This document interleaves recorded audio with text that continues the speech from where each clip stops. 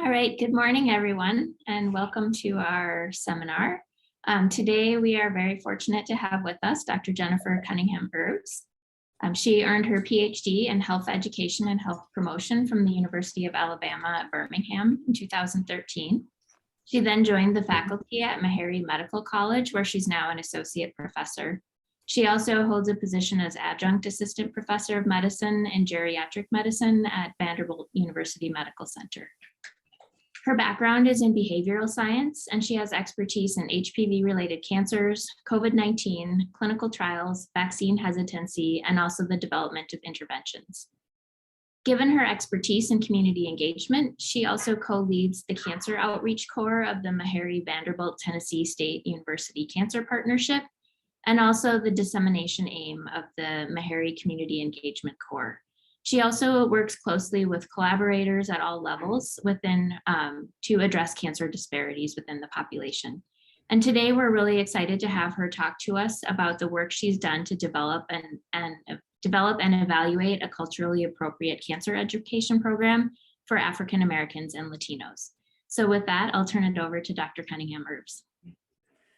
So, good morning. Thank you for that introduction, and I would like to thank each of you for having me here today. So I'm very excited to talk about a topic that I have not been able to really talk about here lately because of my work with HPV and COVID vaccine hesitancy. So I'm going to go ahead and get started. I'm going to share my screen here. So I'm going to talk about the development and evaluation of a culturally appropriate cancer education program for African Americans and Latinos. And I think this work is really important now, especially in light of COVID, the quickness of vaccine development. People are really having a lot of questions around research and the process. So a program like this is very important because it hits on a few of the things that people would like to have answers to.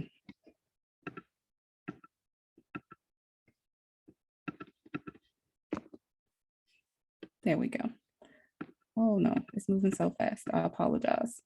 So when we think about health disparities, they continue to exist. We've been hearing these stories through the years that certain populations are disproportionately affected by all diseases, but particularly cancer. And cancer death rates have dropped 27% from 2001 to 2020. However, despite the narrowing of those disparities, we have racial and ethnic gaps.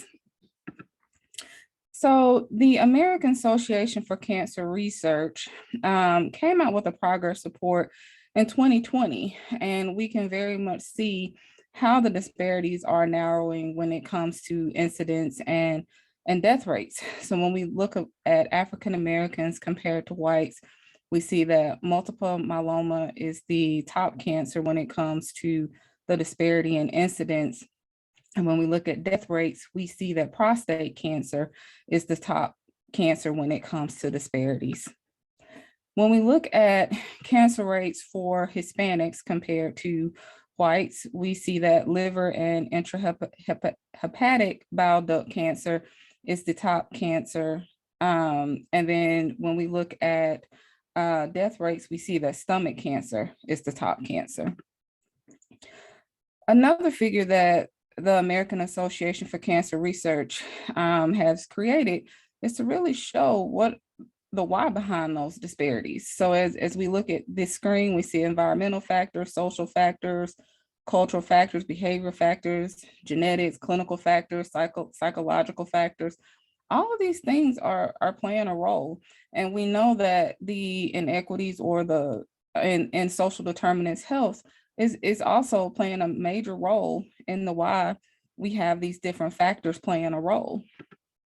So NCR has come up with 3 target areas in cancer public health research that should be targeted to address these disparities. And specifically, we look at number 2, which is to support research to reduce cancer disparities. So because we need to improve cancer prevention and treatment interventions. We know that without participation of diverse backgrounds in clinical trials, then it's hard to really say if these interventions can be generalized to the population, to all populations. So we have to do a better job of getting all ethnic backgrounds involved in clinical research.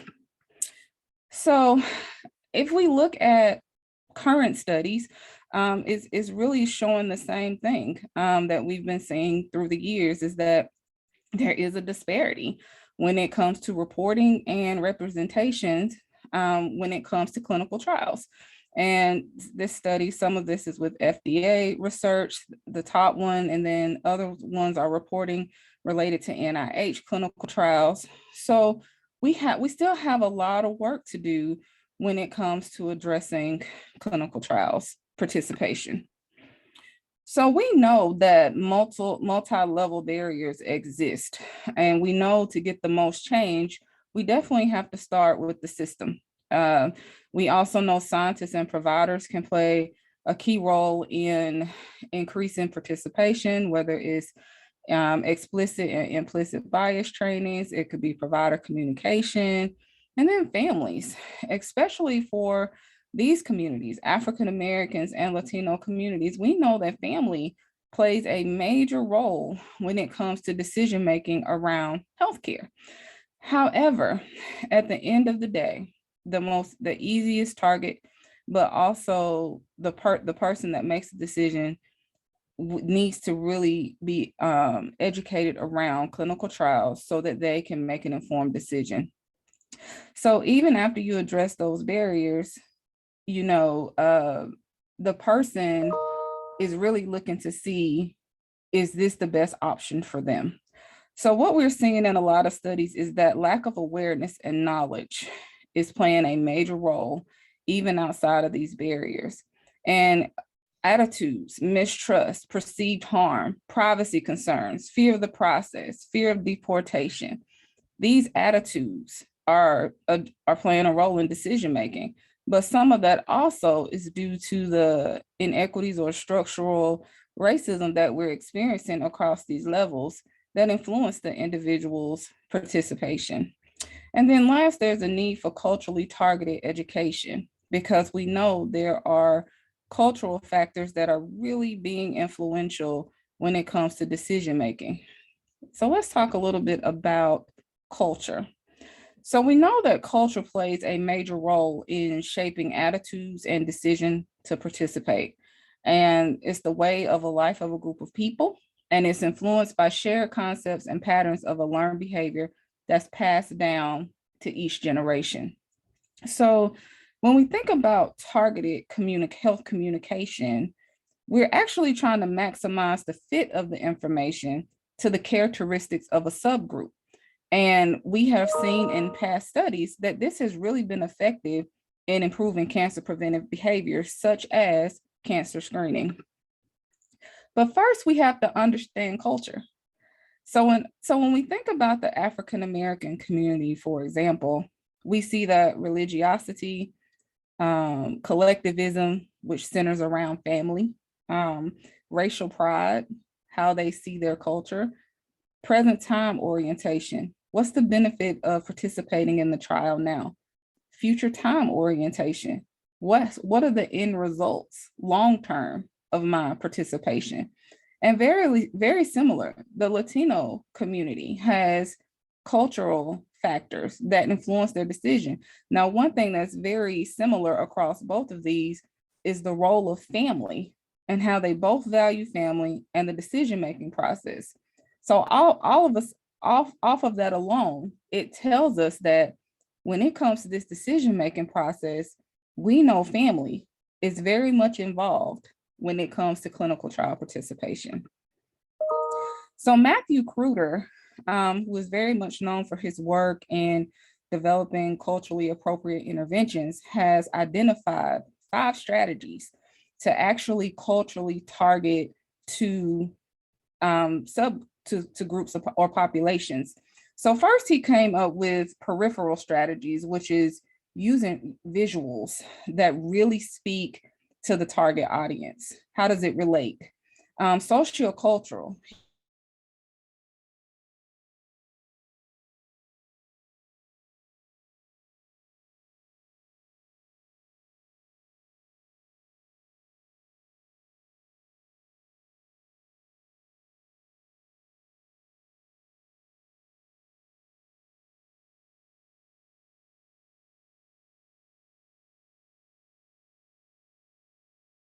for the Latino community is make sure that it's translated into Spanish. Now, when we think about being translated into Spanish, it's not just a simple translation. It is what we call here, we use a term called transcreation, because we know they're different dialects and we want to make sure that it's comprehensible and understandable across all subgroups of the Latino population. We also want to make sure that it's evidential. When we think about evidential, we want to provide evidence, factual information to really show this is an issue and this is what we know could potentially work. And we want to work with you to make that happen. And we know that community engagement, studies show community engagement is effective in engaging with you, the target population, to make these things happen. So when presenting this stuff, when presenting the data to the population, we know that this is evidential and they are more apt to receive it because it's based off of research findings. And then we have constituent involving. When we think about constituent involving, it means actually just what it says, community engagement. It's important that when we develop strategies that we engage the community.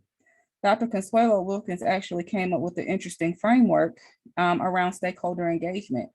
And she lays out different levels of how the community can be involved in research, whether it's a co-PI, PI, all the way down to a research team member, community advisory board member, a consultant, or whether it be focus groups and interviews.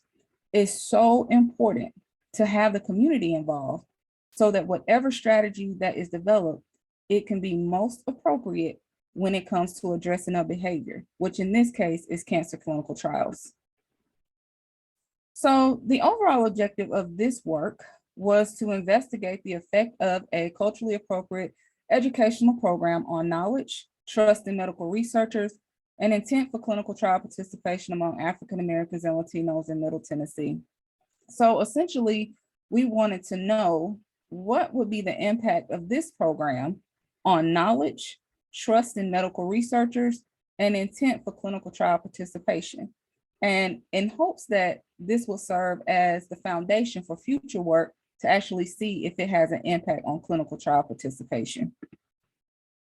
So here I really want to demonstrate the degree of community engagement that was used to develop this program. So in starting out, we had a partnership. One community partner primarily served African Americans, the other primarily served the Latino population, and an MOU was established. And there were several meetings that occurred in 2014 to plan this project. A community partner was involved in helping to write the grant for this project, and then it was funded. Once it was funded, it was a series of focus groups that was held to actually iteratively adapt the program that was in place. So ENACT was a program where they had developed a clinical trial program before, and within this partnership, this program was already being used, and it had not been really viewed by those underrepresented in research. And so really the whole purpose of this process was to adapt that program. And so there were community health educators involved from the initial phases that happened prior to this partnership development. And as you can see, we have 4 Latino focus groups, 4 African American focus groups, 1 cancer survivor focus groups, 1 community health educator group to get feedback on what really worked well with this presentation and what additional changes needed to be made to actually make this program meet the needs of the African American and Latino community. Some of the key things that we added, that we changed, was simple images, content that was more relatable. We changed the slide colors. I mean, people were very influential in terms of like what resonated with them, the amount of white space that was needed. We created videos. The videos were from the African American perspective and from the Latino perspective. And with the Latino video, it was in English and in Spanish. We worked with the community members to develop their videos. These community members had actually participated in clinical trials. So to share their story, it really resonated moving forward in the pilot study that we had. When we finalized the program, we had scientific experts to review it. We wanted to make sure the reading level was appropriate. And then we had an additional review by some community members, one African-American group and one Latino group. And throughout this process, I mean, we had significant changes to the program, and it ended up being 25 slides. It was bilingual, English and in Spanish, 90 minutes long, 6th grade reading level, and then of course the 2 videos that I previously discussed. So when we did these focus groups to develop the program, you know, participants had the thoughts, like I stated, on the aesthetics, how the data was presented. So for example, you know, when we provided statistics, a lot of people didn't like the fact that we provided data. So they wanted us to just list the top cancers that was impacting the African-American and Latino community, but use no data, because a lot of them felt targeted. You had a few who wanted to see the data, but for the most part, many didn't want to see the data. It's like, we already know we have an issue. So just show us the top cancers in terms of incidence and in terms of mortality rates. In terms of community opinions and questions on the overall presentation, participants had thoughts and questions on the information in the presentation. So for example, I'll never forget, we first started talking about clinical trials, and they were like, so how does cancer work in the body? So we ended up having to add information on cancer and describe and show what that process looks like as it happens in the body. And then we went through the clinical trial process. We just had to add different, a lot of information around the clinical trial process. What happens? How do you pay for that process? Many people had concerns about that. Like, we want to participate, but how do we pay to participate in a clinical trial? The opinions of the presenters on being trained to give the presentation, things came up in terms of just making sure they were prepared to give the presentation. So as a result of that, a manual was created to lay out everything in that presentation and give them answers to those questions so that they can be equipped and prepared to answer questions of the community.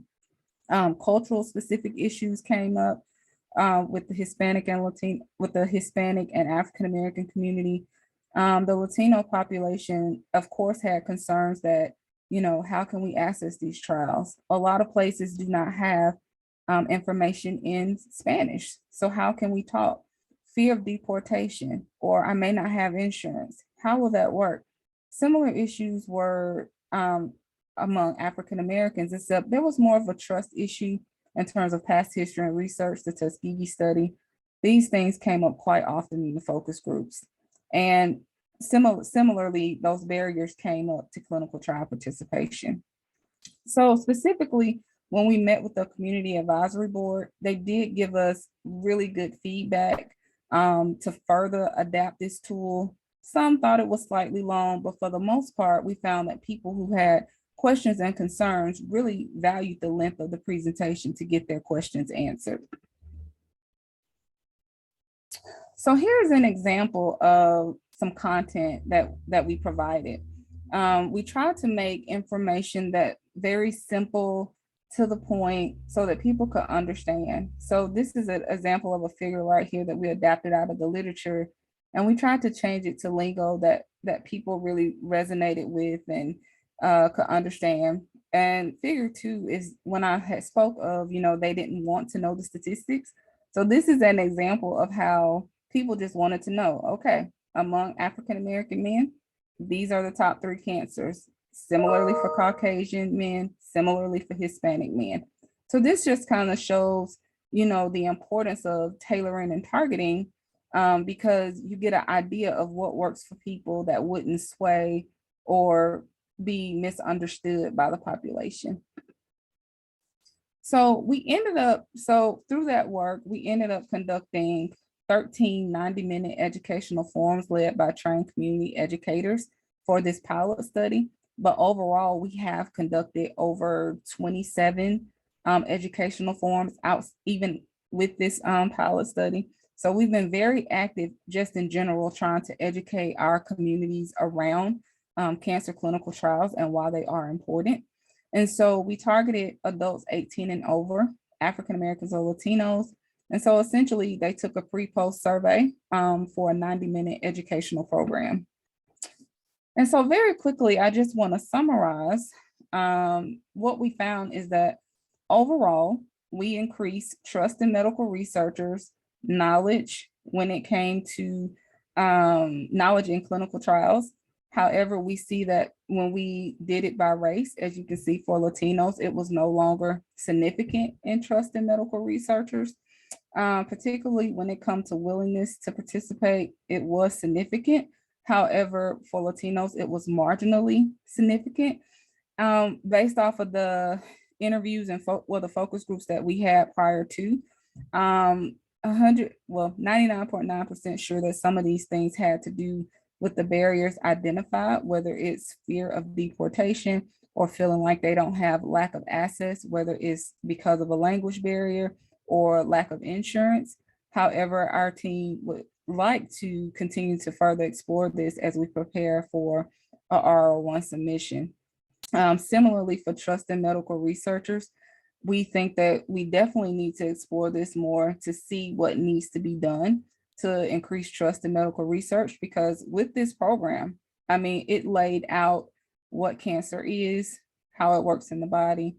We talked about clinical trials, the processes, costs, etc. So we really need to further see like what else is needed to understand trust in medical, to improve trust in medical researchers. So based off of this work, we do think that culturally targeted cancer clinical trial educational programs can play a role, but we also know that a multi-level intervention is going to be in order to make that happen. And so we're currently planning to submit our R01 from this, but also in the meantime, we're adapting and piloting this program in rural communities. So we hope, and this is another community that is commonly underrepresented in research, cancer clinical trial research. So ultimately hope when we submit this R01, it will be a multi-level approach in spring 2023. And we want to see how we can work with either one or all of these populations for this R01 submission. So in the process, I noted for time that I may need to kind of introduce some other work that I do outside of cancer clinical trial work, but also I work a lot with the African American men. And these are my community partners. And this is Miss Claudia, who is a community health educator who worked a lot with me in the prior program. And coming from that work, our community partners here really wanted to explore how can we get African American men to engage in cancer preventive behaviors, including research. And so we started working together and we wanted to develop this program that I want to introduce to you today. So we know that African American men really, and women, suffer disproportionately from HPV associated cancers, being 13 to 50% higher compared to Caucasians, depending on the cancer. So men are like an untreated reservoir for HPV. And we know that faith-based organizations are key in addressing these disparities. So the purpose of this work really was to develop this cancer educational program. And then we wanted to further this work in an actual pilot study. And so the first phase is we really just wanted to know what are the informational needs of African American men as it relates to HPV, cancer, and prevention to inform the development of an HPV-related cancer educational program in Middle Tennessee. So very similar, we went through a very long process when it comes to developing this program. So we developed a partnership with 2 community partners, MOU was signed. So we had focus groups with 3 focus groups with African American men to really dive into what were their concerns and needs to engage in cancer preventive behavior. And we implemented questions around HPV and the vaccine.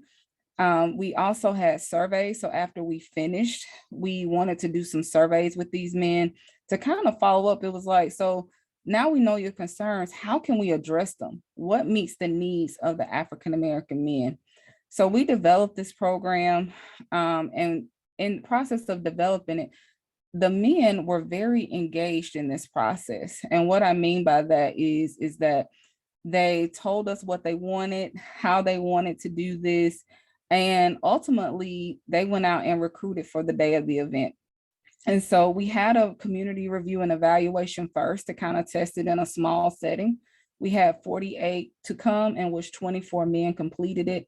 And then we finalized it with the survey and focus group to get partner feedback before moving into a larger program.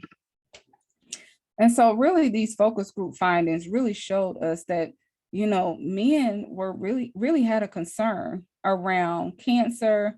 They really didn't understand what it was and how it worked in the body, and acknowledged they wanted more information around cancer.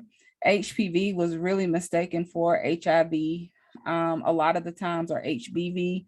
Many men didn't know what it was. One dad knew what it was because his child's doctor had spoke about the HPV vaccine. All of the men had a personal experience with cancer. Many of them either have experienced prostate cancer or they had family members who had it. And they really wanted to play a role in addressing cancer disparities within the community. They really highlighted some of the barriers to engaging in these behaviors. Some stated, of course, not having a doctor or not a doctor that they could trust, trying to figure out an information source. Where do we go? How do we find this information? They talked about being a man in terms of they felt like they were supposed to be the provider of the home. And so getting sick or going to the doctor would stop them from being able to financially provide for their families, or it was being sick would put the burden on their family. Who was going to pay for the treatment?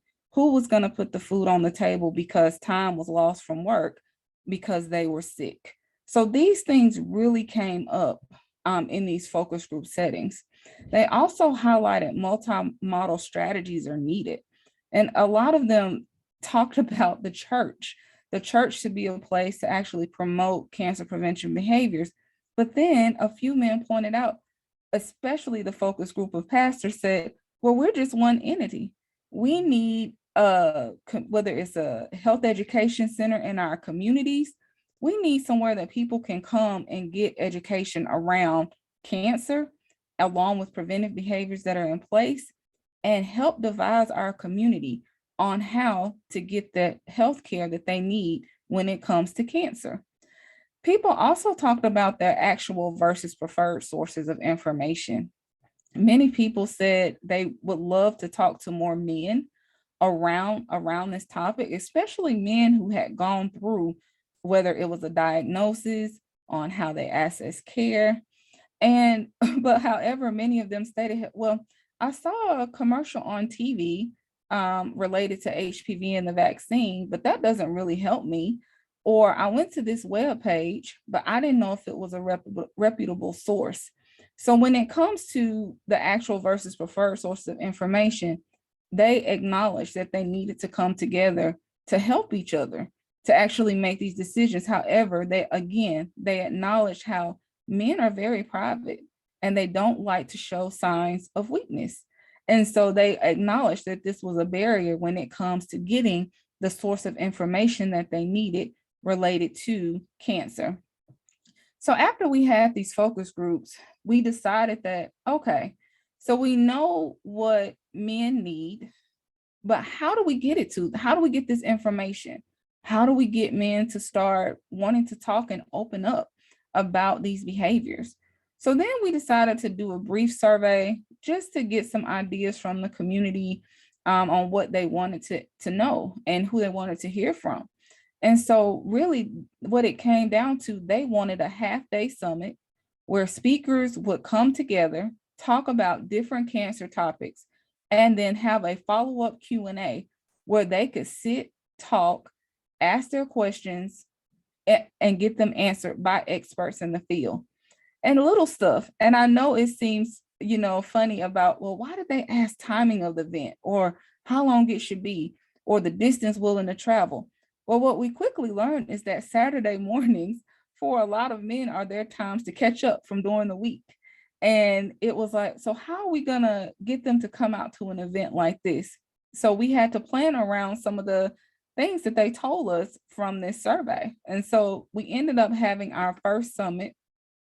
This summit actually happened on a Saturday morning, and it was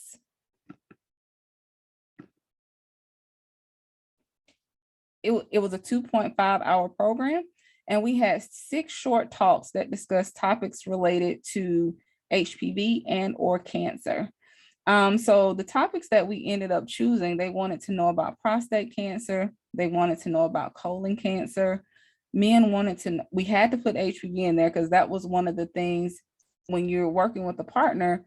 My interest was HPV cancers, and their interest was more so prostate because it's so prevalent in the African-American community, and colon cancer. And so in order to make this program work, we had to really compromise to come up with a plan that worked both for the research project as well as the needs of the community. And so we ended up having 48 attendees, of which 36 were African-American men. And so the key thing here I just want to emphasize is that this was just preliminary data. We did a post survey only. And the reason for that was we were unsure how comfortable men would be doing a pre-post survey, especially when we were bringing them in to learn more about cancer. But we were also talking about some really sensitive information for them. And the other topics that I did not mention was we talked about nutrition, we talked about stress.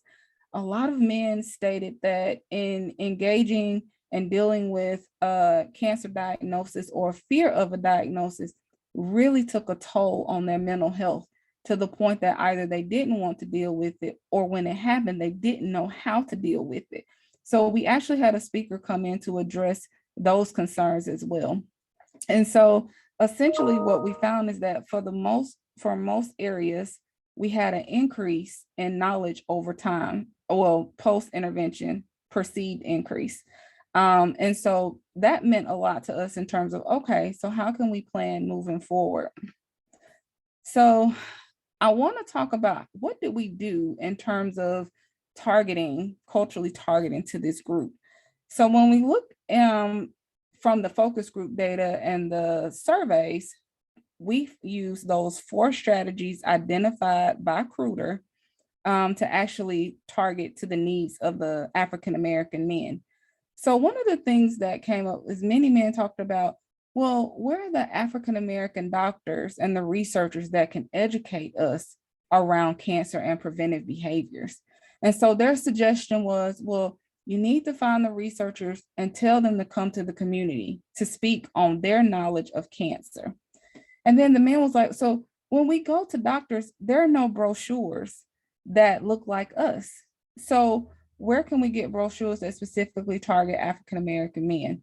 So what we did was, in this area of peripheral targeting, of the peripheral strategy for targeting, we identified African-American researchers and doctors to come and speak for this event. And we happened to have a researcher in the area at the time who had developed brochures specifically for African-American men. So we had those at the event, and the men were very appreciative to see these brochures that reflect or look like them.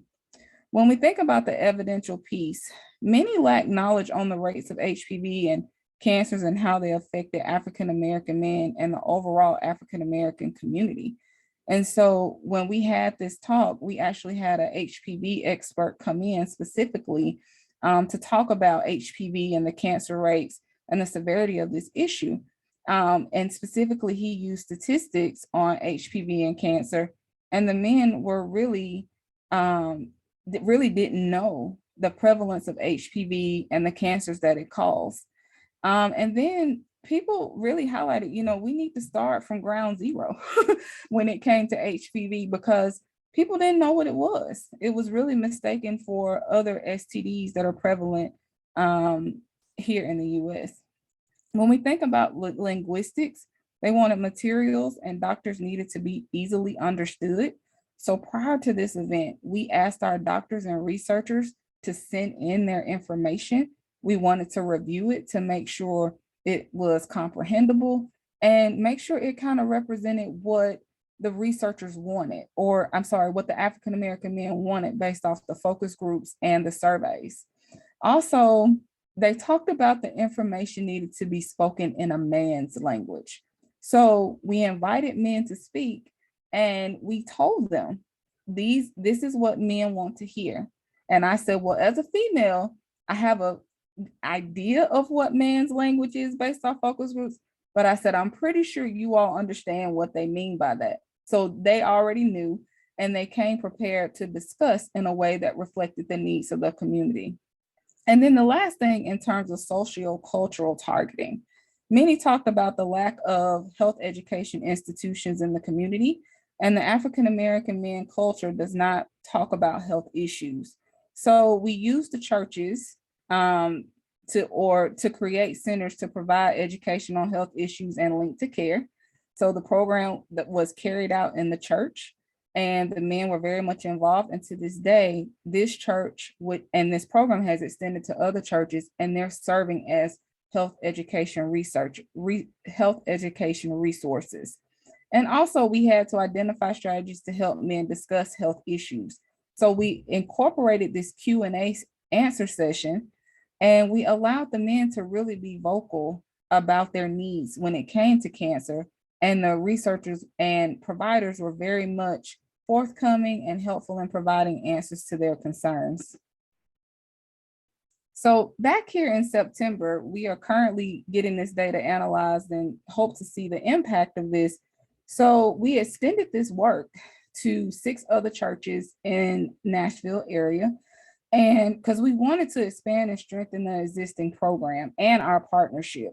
And what we're hoping is that, yes, this is the African American Men's Cancer Summit, but we hope that it can evolve into a place where African American men will come together and not just talk about cancer, but talk about other health issues that are faced among African American men. And so this is just an example. One of the things I really want to highlight here, Pastor Barlow, he is the community partner here on the end in this figure, and he actually did a presentation at this summit. I worked with him. We developed a presentation that he was comfortable presenting, and he talked about how cancer affects African American men. He is also very much involved on our community advisory board for our Meharry-Vanderbilt Tennessee State University Cancer Partnership. And he came in, he's a trusted source of the community, and men were very receptive of him. And also, as you can see, our moderator was Pastor Hill. He was also one of the pastors that this partnership was extended to. And then we had Pastor Lawrence Reed, who was a cancer survivor. And he came and he brought his story that the men really appreciated. And in light of COVID, how did we do this? So we ended up doing a hybrid approach. So we had each church actually have the men come in socially distanced, and we had them, of course, check for protocol, and they were comfortable because the thing was, they said, we don't want to do this online. We want to do an approach where we can come together and we can ask these questions. So I was like, oh, how are we going to do this? And it actually worked. And so overall, we had about 73 in person, and then the rest of the attendees did come online. So this was a very successful event, and we just completed our follow-up focus groups. So we will hope to have this data soon to present to people to see what type of impact did we have on African Americans' men views towards cancer prevention behaviors. And so with that being said, here's some of the lessons learned. So it's important to partner with community organizations and additional stakeholders as they're identified. These partnerships are ongoing. Once you partner, it's essentially needed that each partner establish the length of that partnership and how long it will go. And with my partnership, we have been together since 2016, and we've been working together to identify strategies to get African American men to engage in cancer prevention behaviors. Now, when you're carrying out the research process, it's important to realize that community involvement would vary at each phase. Now, with that being said, one thing that I left out that I really need to emphasize is that my community partners really wanted to be involved and engaged in the process. So they were trained to conduct the focus groups. Pastor Barlow conducted the focus groups. Also, they were trained to conduct qualitative data analysis. So they helped to analyze the qualitative data from the development phase that we did. Also, they helped to recruit men to participate in the surveys and the focus groups. At Vanderbilt, we have a community training for IRB. They participated in that process and they get it yearly. So I'm saying all that to say that the degree of community involvement can vary within the research process, and depending on how much, training that's available, they can do it. And not only that, I should have put this on here, but the community members actually trained me too. And what I mean by that is that I think a lot of times we think that, we have to give all the training or identify the training mechanisms for community, but community can actually teach us how to recruit, how to build trust and relationships with community members. We have to work from them to observe. So just like they came and observed talks with us and attended training with me, I went and sat in on a few of their meetings as well to learn how they work. And the last thing is about the target audience must be engaged. So one thing that the community leaders and community partner and I realized was that just because we had a community partner at the table didn't necessarily mean they really understood all the needs of the target audience, which was very interesting. Over time, as they were involved in research, what they found is that sometimes they started to look through the lens of a researcher. So when it came to identifying needs of the audience, they didn't always get it right. And we found that out through the surveys, focus groups, and even as we plan this summit, the next go around. So that's very important to keep the lay community member at the table.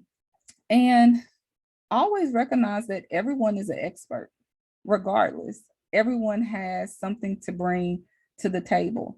And that because of that, there is bi-directional learning. And that is necessary, especially if we want to continue to support projects that can be used to, in this case, educate our communities and hopefully increase clinical trial participation for us in the long run. So for more information, here you will find the articles that really describe a detailed process of what we use to develop both of these programs that I quickly summarized here today. And I want to open it up for questions.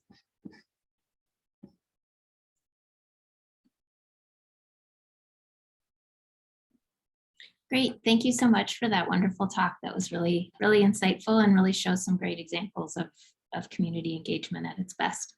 At this point, I'd like to invite people to ask their questions. You can either write them in the chat or raise your hand and we can unmute you so you can ask directly.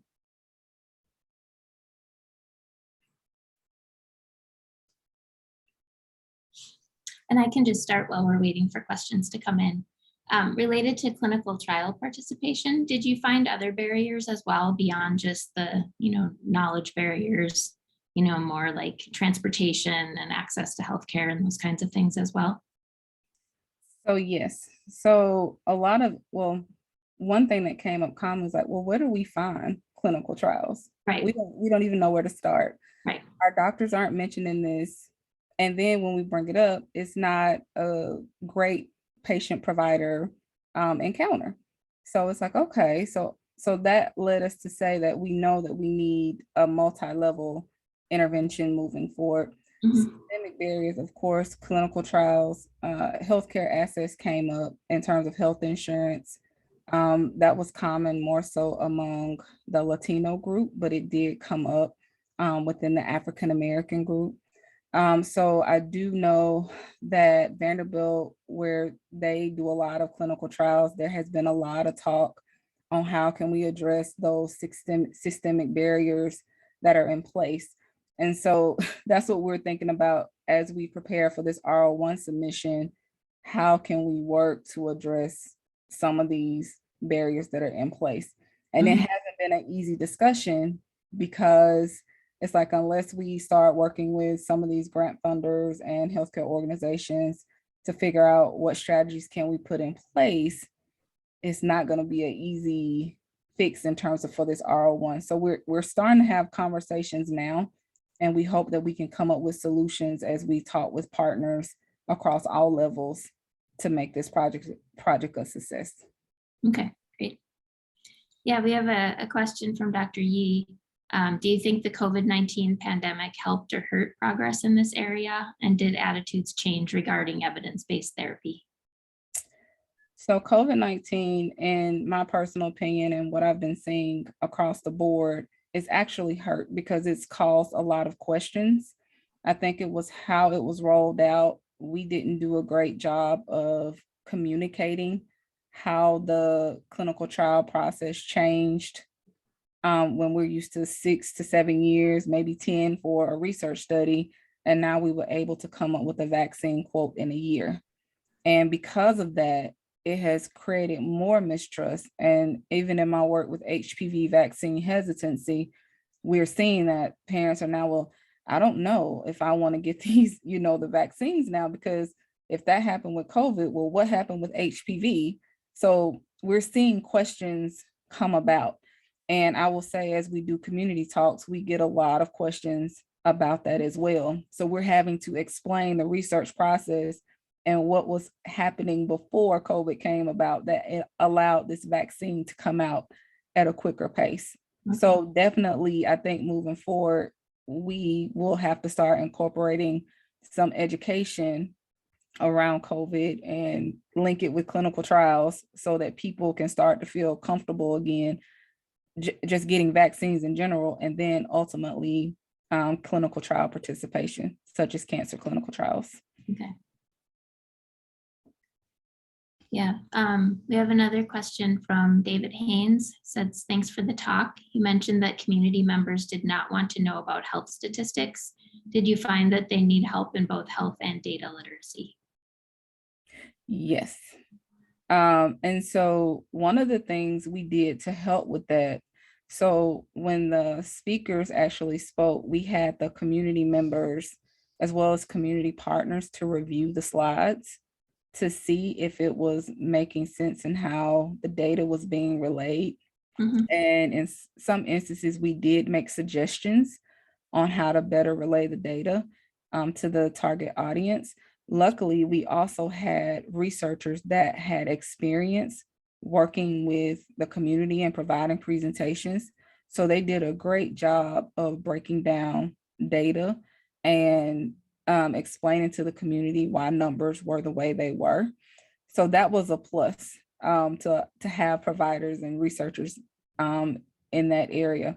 I think the other thing is, for outside of that, we work a lot with the community in terms of offering trainings to explain not just the research process, but also to help demonstrate research methods and how the process works. So we're trying to start working and implementing programs within the community so that when they come across information like that, they will have a better understanding and can apply it to them moving forward.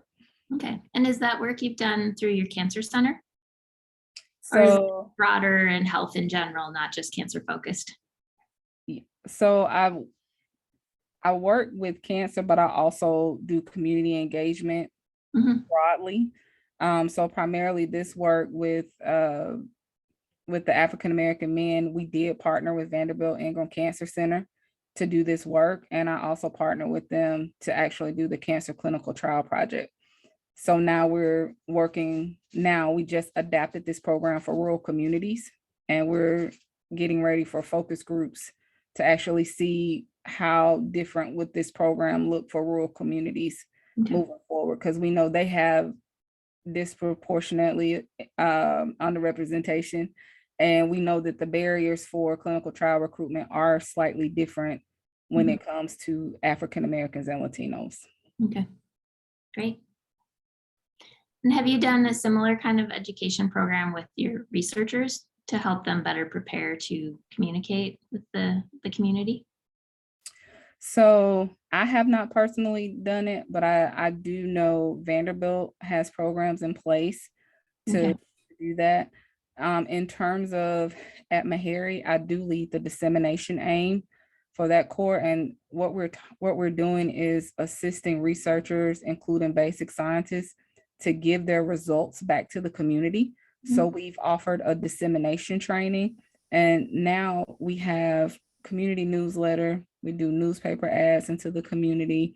We give out, we have abstracts that they create that we give to community members to summarize research. And so we work with people to get the results back out to the community. And what we're finding is that people are very appreciative of just getting the results, because that typically doesn't happen, but also the fact that we put in a lot of time to make sure it's lay language and can be understood by the community. Okay, great. We have one hand raised. I can allow Andrea to ask her question. Go ahead, Andrea. Okay.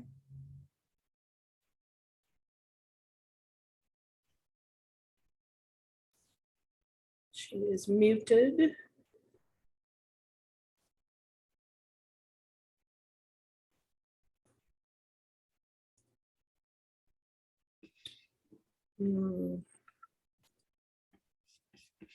She is muted, so I don't think we can hear her question.